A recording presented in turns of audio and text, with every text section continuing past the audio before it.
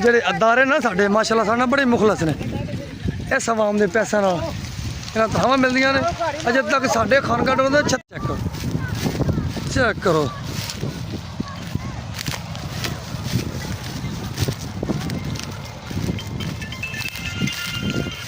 ਹਾਂਜੀ ਹੈਲੋ, ਮੈਂ ਨਾ ਬੁਝਦੀ ਨਹੀਂ ਪਈ,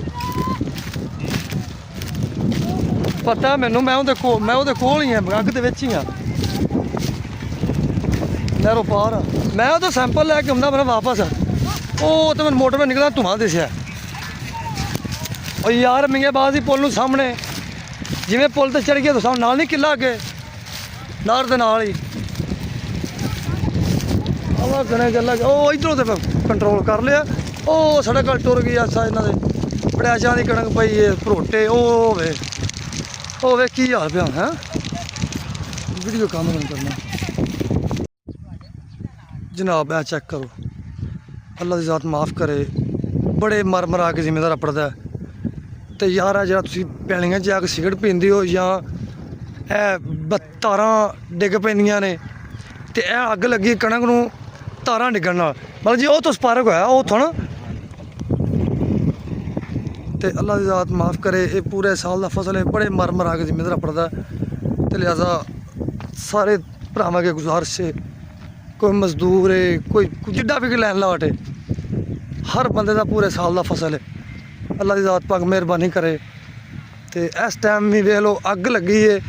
ऐसा साडा कानून है, ऐसे साडे अदारे ने। जदों जाना ना बंदे मर उदों आखना हाँ हाँ हाँ असां ते काली लेट सुनी है।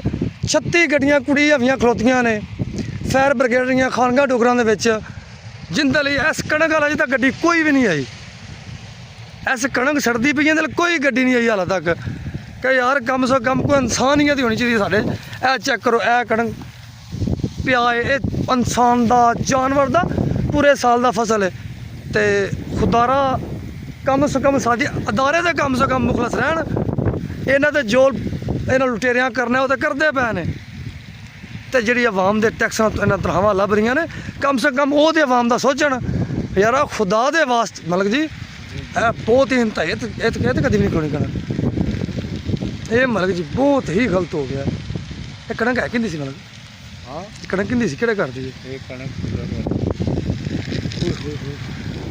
या अल्लाह माफ। ओ कंजर जान के मशीन सड़ गया अपनी। इस बंदे दे मशीन दे काम वेख लो भी तू अग लगी परा मर, तू केड़ा नाम लावें इथों ते लपेट च आ गए तो मशीन नहीं बचनी। अच्छा एक बड़ा फायदा कणक बच सकती है अगर वाज में भरा ना, पर ही जाना उरा ही जाना इन्हें।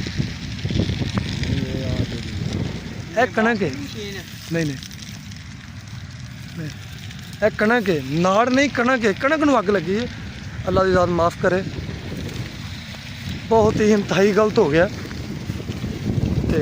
लिहाजा होना नहीं चाहिए। हालांकि मकसद है आवाम छोटे छोटे बच्चे अग बुझा रहे हैं। ओ चेक करो अल्लाह की ज़ात माफ़ करो।